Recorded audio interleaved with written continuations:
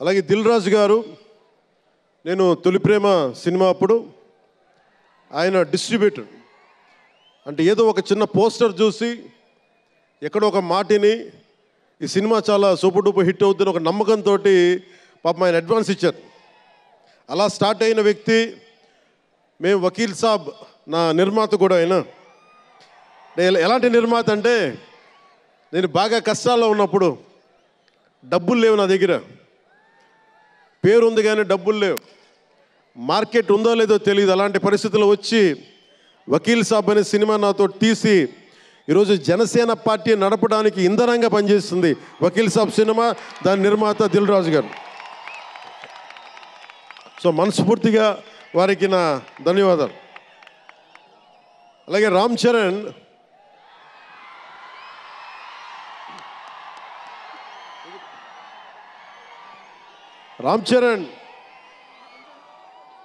అంటే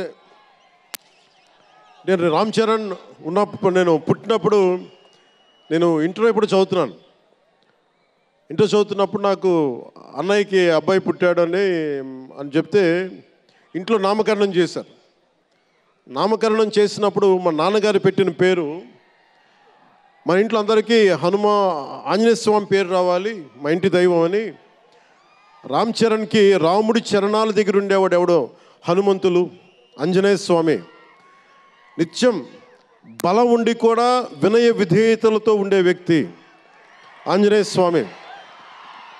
అంటే ఎంత ఎదిగినా, ఎంత శక్తిమంతుడైనా, అణిమాది అష్టసిద్ధులున్నా తన శక్తి తను తెలియకుండా ఎదిగే కొద్దీ ఒదిగుండే ఆంజనేయ స్వామిలాగా ఇతనికి రామ్ చరణ్ అని పేరు పెట్టాలని చెప్పి మా నాన్నగారు ఆలోచన చేసి తనకి రామ్ చరణ్ అని పెట్టారు. అలాగే రామ్ చరణ్ నాకు, ఎందుకంటే నాకు చిరంజీవి గారు అన్నయ్య కాదు, పితృ సమానులు, తండ్రి సమానులు. మా వదిన నాకు మాతృమూర్తి. సో నాకు రామ్ చరణ్, నేను బాబాయ్ వీటన్నిటికంటే కూడా నాకు ఎప్పుడు ఒక తమ్ముడు.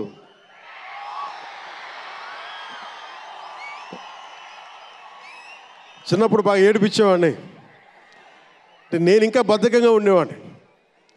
అంటే కరెక్ట్గా చెప్పాలంటే, నేను తమ్ముడు సినిమాలో నా క్యారెక్టర్ లాగా ఉంటే, రామ్ చరణ్ 7 ఏళ్ల వయసు, నా రెండో కొడుకు అంత వయసు ఉండేది. ఇప్పుడు ఆ వయసులో తెల్లవారుజామున చలిలో హార్స్ రైడింగ్ నేర్చుకోవడానికి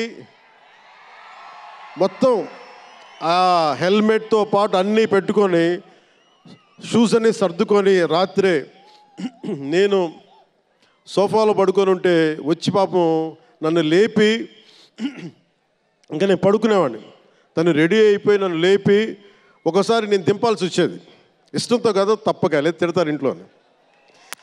అంటే అంత క్రమశిక్షణతో ఉండేవాడు చిన్నప్పటి నుంచి.